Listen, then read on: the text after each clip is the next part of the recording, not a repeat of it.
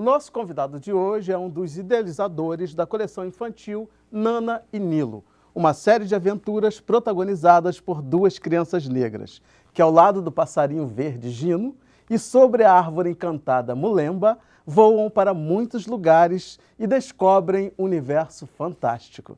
Já são 3 livros editados e um DVD, e é sobre esse projeto que eu converso com o doutorando e mestre em design, Sandro Lopes.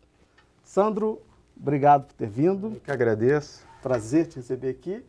Vamos assistir um trechinho aqui para a gente começar nosso papo. A turma de Nana e Nilo pro Amazônia viajou. Oi, Rita. Vamos brincar de corrida? Eu não quero brincar. Podemos brincar de pular corda. Eu não quero pular corda. Podemos brincar de bola, de boneca, de qualquer coisa. Eu não quero brincar de nada. Vamos brincar?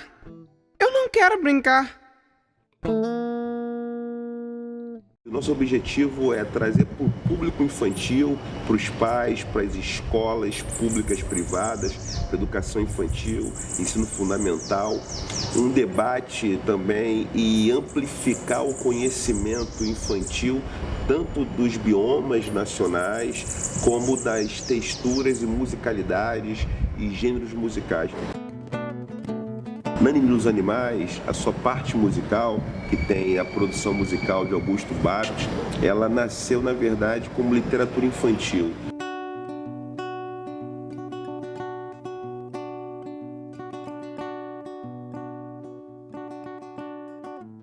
Nana e Nilo Aprendendo a Dividir, lançado em junho de 2012.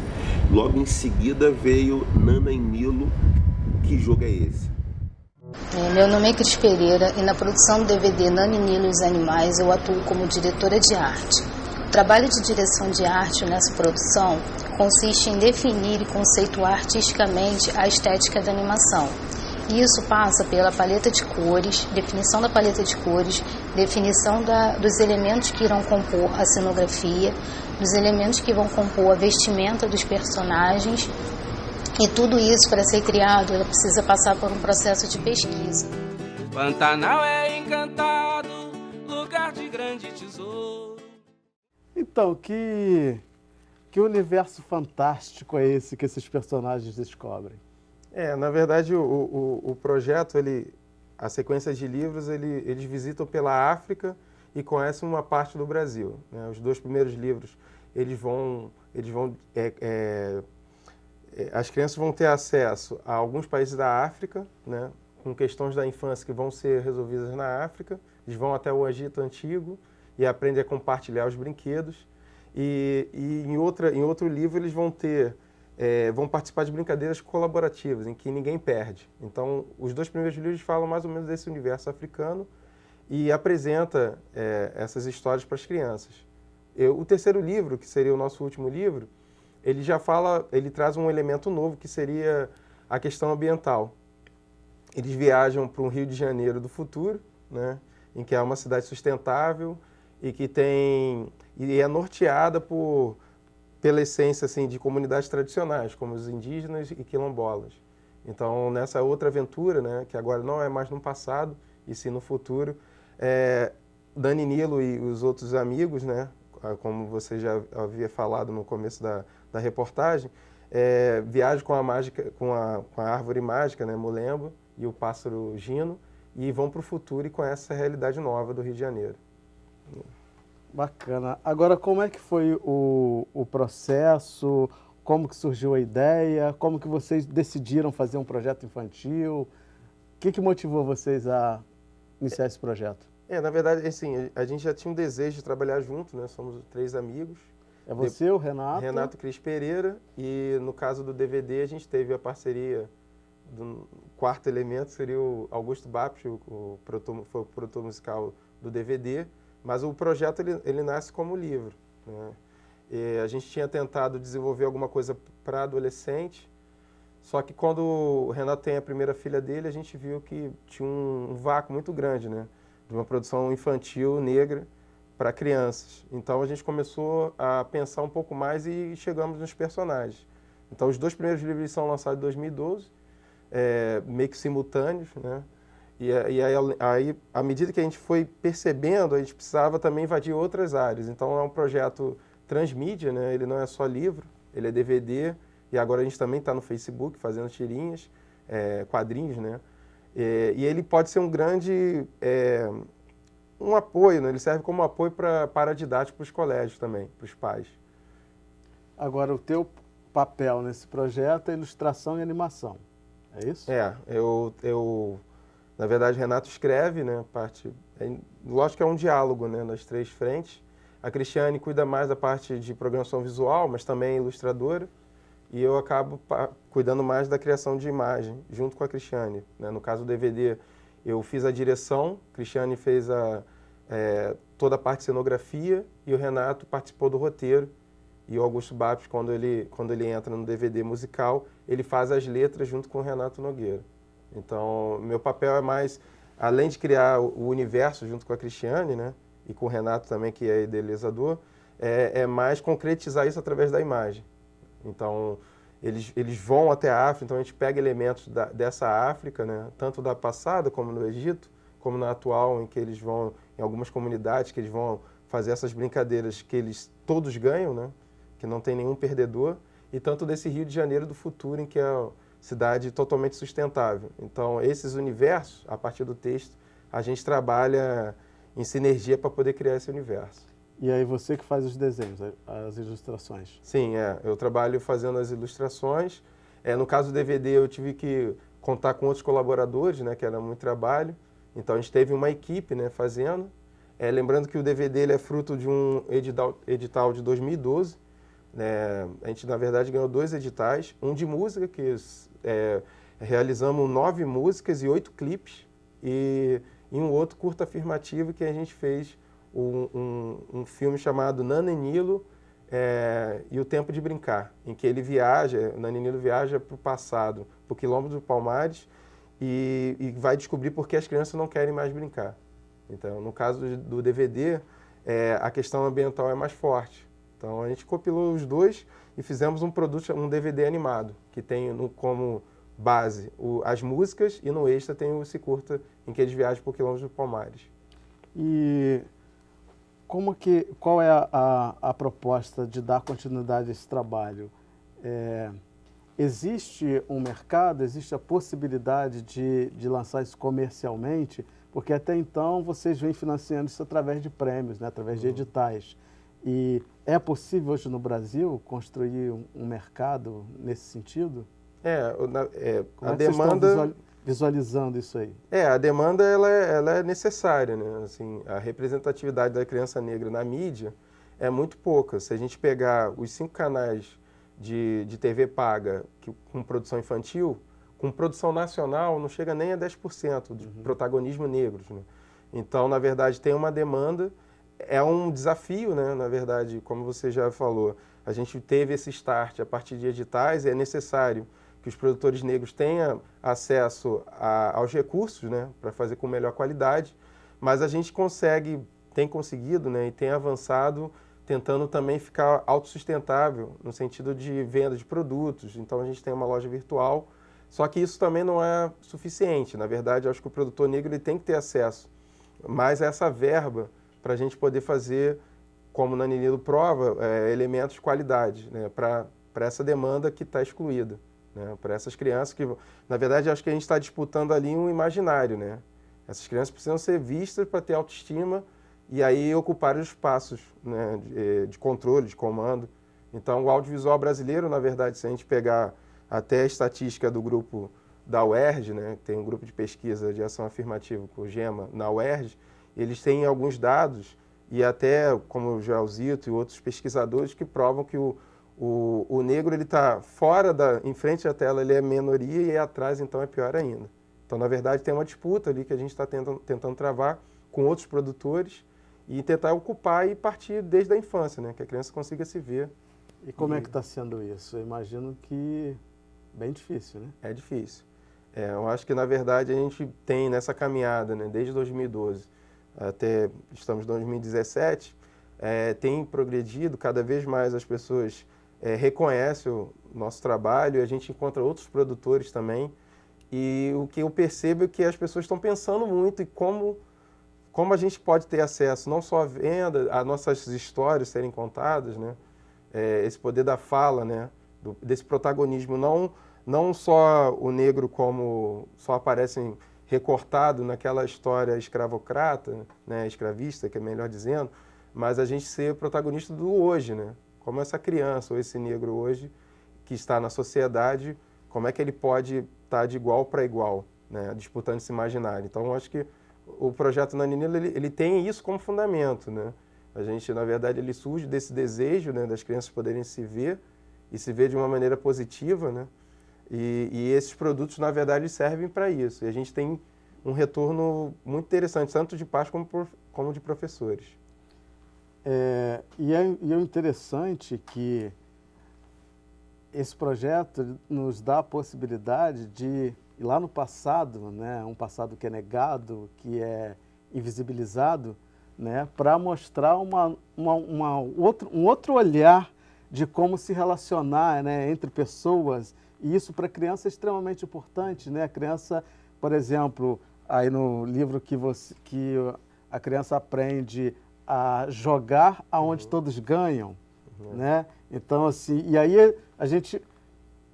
essa viagem que vocês fazem, na verdade, é uma viagem ao nosso passado, à nossa ancestralidade, aonde que a ideia de sociedade é real. E resgatar isso através da literatura infantil, eu acho que é muito bacana isso. Na verdade, assim, esses povos tradicionais, né, que no caso também faz parte da nossa origem, eles vivem até hoje, né, desde comunidades indígenas, quilombolas, que estão hoje ainda batalhando pelo seu território, e essa cultura do compartilhamento, não da competitividade, eu acho que o livro ele traz isso de volta. Na verdade, a gente é muito mais forte quando está junto, né? Então, essa é a ideia, né, do livro, e mostrar esse reflexo. Realmente, como o IBGE mostra, né, mais da metade da população é negra, e porque ela não está presente na tela. Então, tanto na parte, não só do cinema live action, mas também na animação. Então, a gente tem poucos produtores negros na animação e poucas animações negras feitas no Brasil. Então, isso é uma questão que apesar da gente trazer, discutindo a questão infantil, mas, na verdade, também tem uma relação com o adulto, com o meio de produção, e com outras coisas. A animação ainda é uma caixa preta, né, assim, de como se faz a animação, né? A gente tem mais acesso a esse conhecimento, só que, compensação, os custos são muito caros, então boa parte da nossa população fica fora, né? Mas mesmo hoje, com o avanço da tecnologia, com acesso a essas ferramentas, a programas, né, mais acessíveis de animação, ainda é complicado ainda a população negra ter acesso a esses recursos? Assim, na verdade, como você falou, assim, os softwares eles estão cada vez mais livres, né? Que é uma tendência daqui para frente. Só que o conhecimento, o método, ele ainda está restrito. Então, na verdade, a gente precisa de uma formação mais voltada para essa população, né? Para eles terem acesso. Que, na verdade, a habilidade, né? De construir um filme, né? Na verdade, a criatividade todo mundo tem, mas eu acho que o método, a forma como fazer ainda é restrita, né? Então, os cursos ainda são caros e eu acho que a universidade pública ela pode ocupar essa lacuna também. Fazer tantas disciplinas de ponto que vai também atingir essa população. Ou seja, tem um caminho longo ainda a ser percorrido, né? Gente, eu vou para o intervalo, mas é rapidinho, fica aí com a gente, porque o papo só está começando.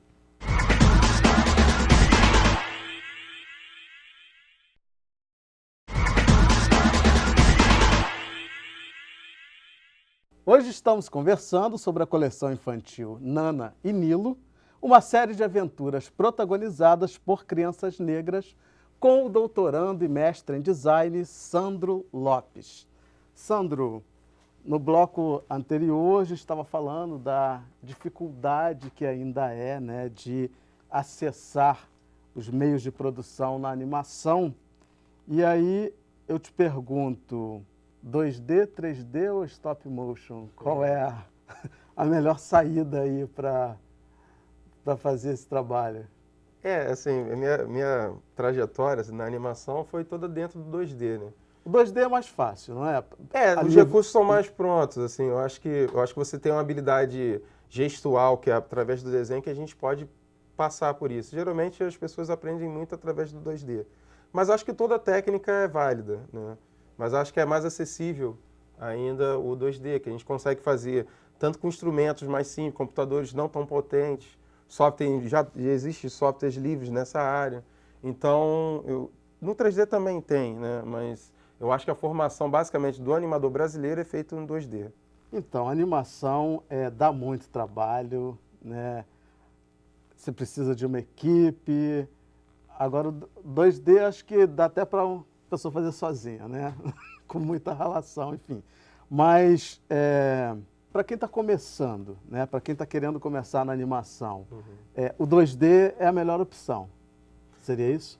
Eu acho que tem mais cursos, né? A gente consegue perceber que tem mais curso e mais formação nessa área do 2D. E também porque o mercado de animação, de série, de TV, em 2D, ela está mais aquecida. Então, ela emprega mais, né? A animação é um mercado interessante porque ela tem uma empregabilidade muito alta. Como você falou, precisa de equipes grandes. Então, é um mercado realmente que emprega, né?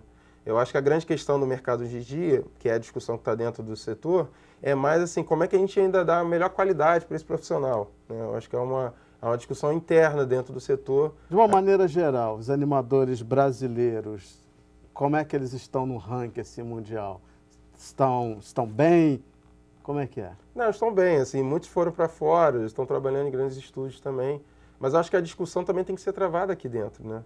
Então, como a gente melhora as condições de trabalho desse animador, acho que essa é uma questão que vai determinar essa consolidação da indústria, né, no setor de animação. Eu acho que a qualidade técnica, que na década de 70, 60 almejava, né, a gente já tem esse domínio, tem bons cursos e bons animadores, né, tanto que estão abastecendo o mercado internacional. Só que eu acho que a questão agora é ver como a gente consegue consolidar essa indústria. E ela só vai se consolidar se esse animador tiver qualidade de trabalho, questão trabalhista, tudo isso eu acho que permeia essa melhor capacidade industrial do Brasil. Enquanto tiver esse duelo, essa dúvida, eu acho que a gente vai passar por altos e baixos.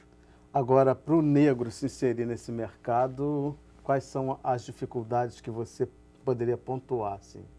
Eu acho que a questão do negro é ter mais acesso a esse método, né? Acho que a gente tem mais cursos de uma maneira mais acessível, né? Como você falou... São caros os cursos? Os cursos são caros, né?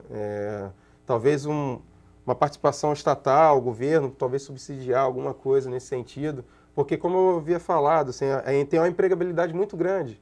Então, é um setor que emprega, mas para isso, para empregar... tem que ter tem formação, que ter formação, né? Então, eu acho que a gente teve algumas iniciativas interessantes, né, ao longo desse período de crescimento, só que eu acho que é importante fazer mais, né, principalmente nas comunidades, porque é uma linguagem que o jovem ele está acostumado.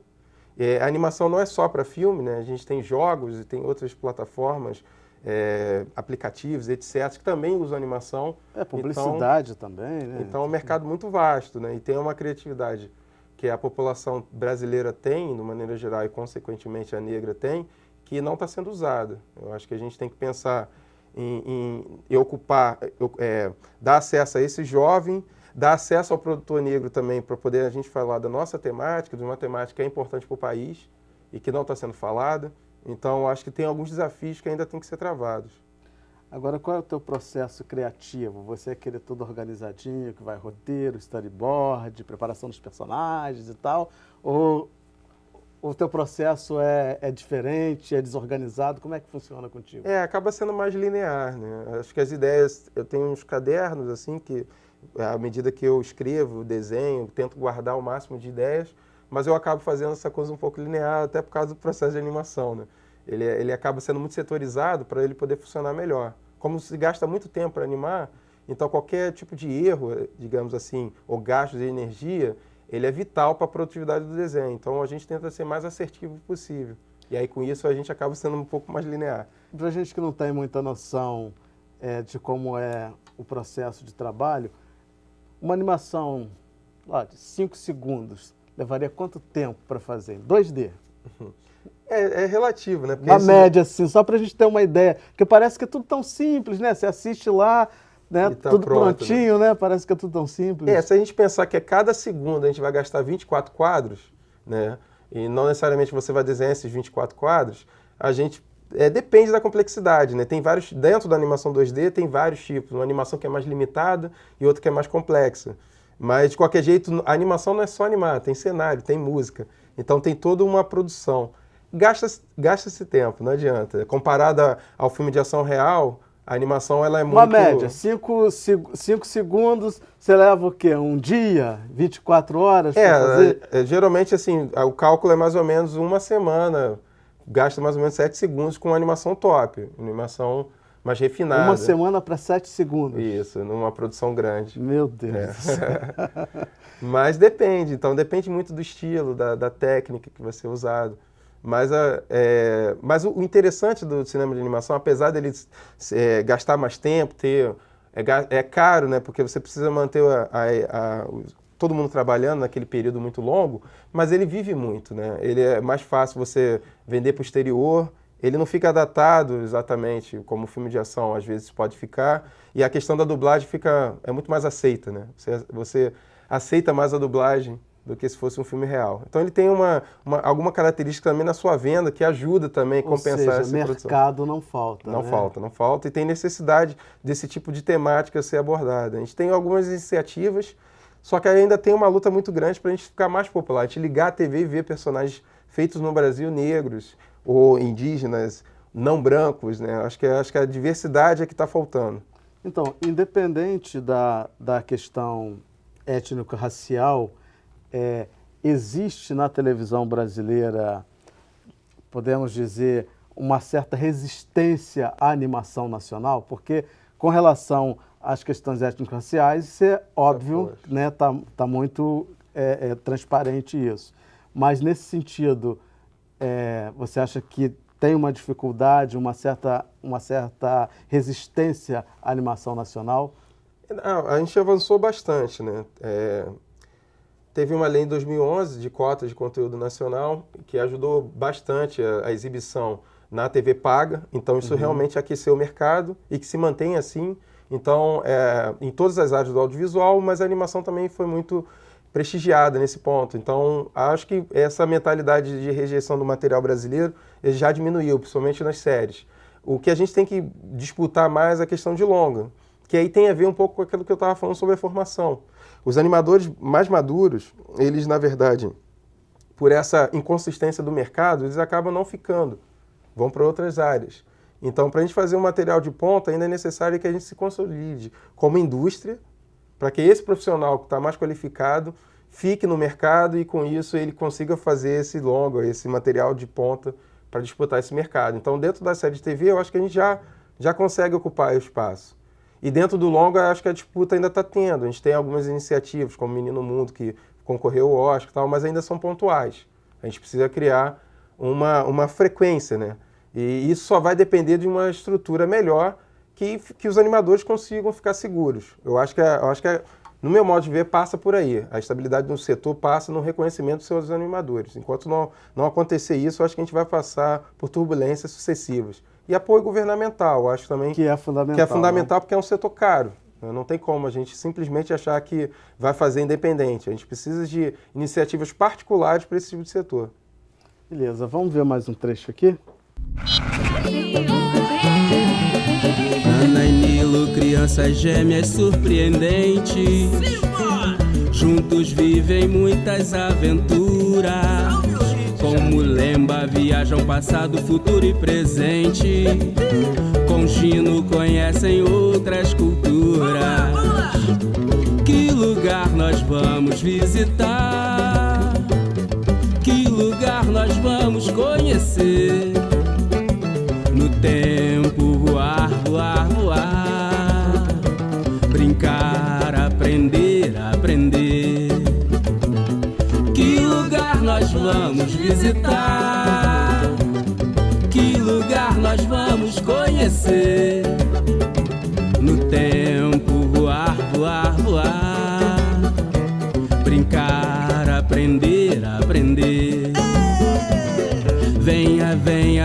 viajar com a gente, aprendendo de tantas maneiras. Todo mundo fica contente. O conhecimento é uma brincadeira. Que lugar nós vamos visitar? Que lugar nós vamos conhecer? No tempo voar, voar, voar. Brincar, aprender, aprender. Simbora, gente! Que lugar nós vamos visitar? Que lugar nós vamos conhecer? Criançada do Brasil, vamos filosofar, cantar, dançar, como de Nana e Nilo. Tempo voar, voar, voar. Brincar, aprender, aprender. Falando em aprender, o que nós podemos aprender com esses personagens? Bastante coisa, né? Assim, no próprio DVD, que a gente acabou de assistir um trecho, eles viajam pelo Brasil, então a criança tem a oportunidade de conhecer os biomas brasileiros, né? Conhecer os animais que infelizmente estão em risco de extinção, então ele traz um pano de fundo também sobre essa questão ambiental, e também tem uma possibilidade de conhecer ritmos tradicionais, então ele passa pelo samba, como a gente acabou de escutar, mas o frevo está presente, o carimbó. Então, na verdade, a gente está falando do Brasil e de suas origens, né? Então, eu acho que tem muito o que trocar, né? Eu acho que a ideia do projeto é exatamente isso. E com isso, assim, a gente disponibilizou também no YouTube as músicas. Então, quem tiver curiosidade, procurar o nosso canal Nana e Nilo lá no YouTube. E o nosso Facebook também, que a gente está produzindo tirinhas. Todo mês, 2 vezes por mês, a gente posta lá as tirinhas com conteúdo sobre a infância. A ideia é essa. E quem quiser adquirir aí os livros, encontra onde? A gente tem uma lojinha virtual, né, loja.naninilo.com.br, e no nosso Facebook também tem um botão que encaminha para a loja. Lá a gente tem os 3 livros, um livro de colorir e o DVD. E aí a gente está desenvolvendo outros produtos que em breve a gente vai colocar na praça aí. Somos aqui. Muito obrigado. Obrigado. Acho que Nana e Nilo é exatamente isso, né? É o tradicional e o contemporâneo ali junto.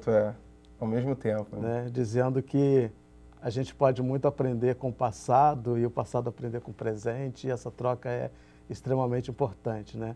Obrigado aí por esse trabalho é extremamente necessário, porque representatividade importa, e para a criança principalmente. Né? Eu que agradeço aí, em nome da equipe Nana e Nilo, e pode contar com a gente. É isso aí. Eu conversei com o doutorando e mestre em design Sandro Lopes, e se você chegou agora, não tem problema. É só acessar www.alerj.rj.gov.br ou cultine.com.br, que está tudo lá para você. Obrigado pela companhia e até o próximo encontro. Eu te espero.